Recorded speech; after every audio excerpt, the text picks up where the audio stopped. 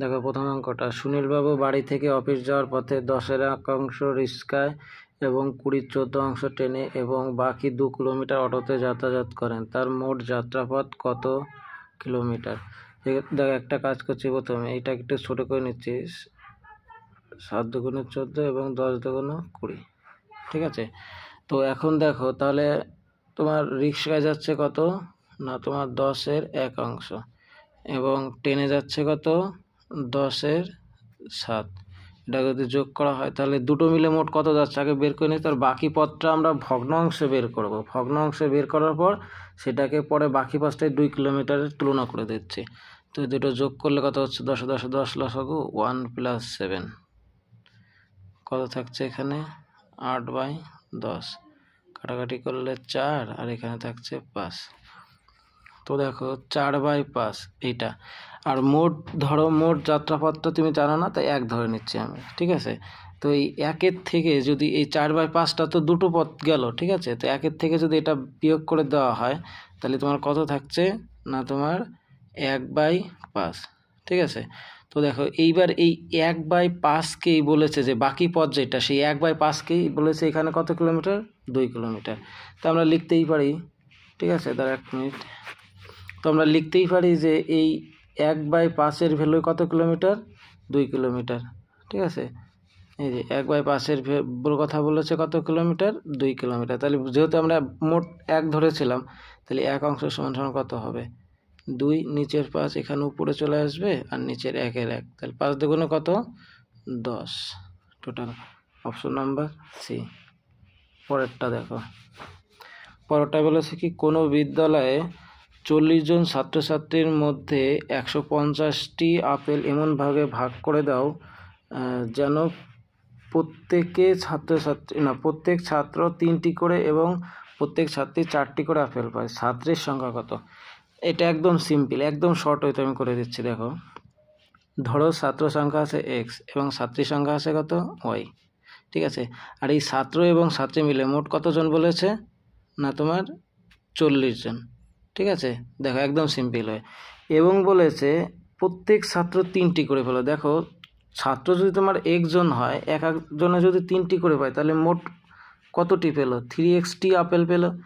Plus এখানে প্রত্যেক ছাত্র যদি 4টি করে আপেল পায়, মোট আছে কয়জন, y জন ছাত্রী আছে, তাহলে মোট পেলো কতজন, 4y জন, ঠিক আছে। আরে দেখো এই আপেল এবং এই দুটো মানে ছাত্র এবং ছাত্রীদের মোট আপেল কয়টি, 100 তোমার 50টি। সিম্পল হয়ে দেখো। এইবার দেখো তোমাদের যেহেতু আমাদের রাখতে হবে ছাত্র সংখ্যা, তা আমাদের ওয়াই রাখার দরকার নেই, কারণ ওয়াই তো ছাত্রীর সংখ্যা। তো ওয়াইকে এখানে কত আছে দেখো, এখানে আছে 4y, এই দুটোকেই এইখানে 4y বানানোর চেষ্টা করো। কেন বানাচ্ছে সেটা পরে বলছে। দেখো এখানেও 4y দিলে তাহলে এখানেও তো একটা 4 দিলে এখানেও একটা 4 দিতে হবে। 4-এর সাথে দেখো y গুণ করে দিলে, আবার 4-এর সাথে x গুণ করে দিলে। সেম একইভাবে 4-এর সাথে এই পাঁচটাও গুণ করে দাও। 4-এর সাথে যদি 4 গুণ করে দিই, 40-এর সাথে 4 গুণ করে, তাহলে কত থাকছে 160। তাহলে এখানে টোটাল হয়ে যাচ্ছে কত, 160। মানে একবারে করে দিচ্ছে, এই জন্য একটা জায়গাতেই হয়ে যাচ্ছে, ঠিক আছে। দরকার আমি কেটে দেখিয়ে দিচ্ছি। তাহলে এখানে ওই 4-এর সাথে যদি একবারে আমি এইখানকার এই যে 4 দিয়ে গুণ করে দিলাম, ঠিক আছে। এখানে 40 ছিল, সেটা এখন গুণ করলে কত হয়ে যাবে, 160। এইবার দেখো বিয়োগ করলে এখানে চিহ্নগুলো পরিবর্তন হয়ে যায়। এখানে ছিল কি প্লাস, হয়ে যাবে এখন মাইনাস। এখানে আছে প্লাস, হয়ে যাবে কি এখন মাইনাস। এখানে ছিল প্লাস, হয়ে যাবে কি এখানে এখন মাইনাস, ঠিক আছে। তো সমান দেখছে, দেখো এখানে +4y, এই যে -4y কেটে গেল। আর এই 4x থেকে যদি এই 3x চলে যায়, কটা x থাকে, একটা x। আর এখানে 150 থেকে 160 থেকে 150 চলে গেলে থাকে কত, 10। দেখো আমরা প্রথমে একজনকে ধরেছিলাম যে ছেলে ছিল বা পুরুষ ছিল না, ছাত্র সংখ্যা ছিল, তাই সে দেখো x এর ভ্যালু কত রইলো, 10। একদম সিম্পল হয়েতে 10 অ্যান্সার হবে, ঠিক আছে। নেক্সট পরেরটা দেখো তাহলে। পরেরটা বলেছে একজন ব্যবসায়ী, এটা আরও সিম্পল হইতে করে দেবে। এই যে ব্যবসায়ী যেটা আছে এরপরে যেটা, এটা আরও সিম্পল হইতে করে দিচ্ছি। যে একজন ব্যবসায়ী 10% লাভে একটি আলমারি বিক্রয় করলেন, তিনি আরও 100 টাকা বেশি দামে বিক্রি করলে তার 15% লাভ হতো। আলমারিটির কেনার দাম কত? দেখো পার্সেন্টেজের ক্ষেত্রে আমরা জানি যে সবসময় 100 ধরে নিতে হয় যে কোনো কিছু। সেটা দেখো তুমি এখানে তাহলে 10% লাভে বিক্রি করছে, মানে 100 টাকায় ধরো একটা প্রোডাক্ট কিনেছেন, উনি বিক্রি করেছেন কত, সেটা 110 টাকা, ঠিক আছে। আচ্ছা, এক কাজ করছি, এটা আমি অন্যভাবে করে দিচ্ছি, বেশি শর্ট ট্রিকে, শর্ট এবং বুঝেও যাবে। দেখো 10% লাভের জায়গায় তোমার এই 15% লাভ বেশি হতো কখন জানো? যখন তুমি 100 টাকা বেশি মূল্যে বিক্রি করতে। তাহলে দেখো 10%-এর থেকে 15%-এ চলে যাচ্ছ, কত পার্সেন্ট লাভ বেশি পারলে? এক্সট্রা 5%। এই 5% বেশি পেলে কিসের জন্য? এইখানে 100 টাকা বেশি লাভ হলো তার জন্যই তো।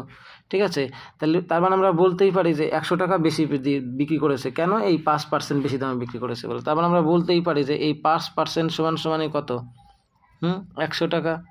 ঠিক আছে, তাহলে আর যেহেতু পার্সেন্টেজ হচ্ছে হলো, তাই 100 দিয়ে হচ্ছে হলো মেন ক্রয় মূল্য থাকে, তাহলে 5 যদি 100 হয় তাহলে 100% সমান কত হবে দেখো।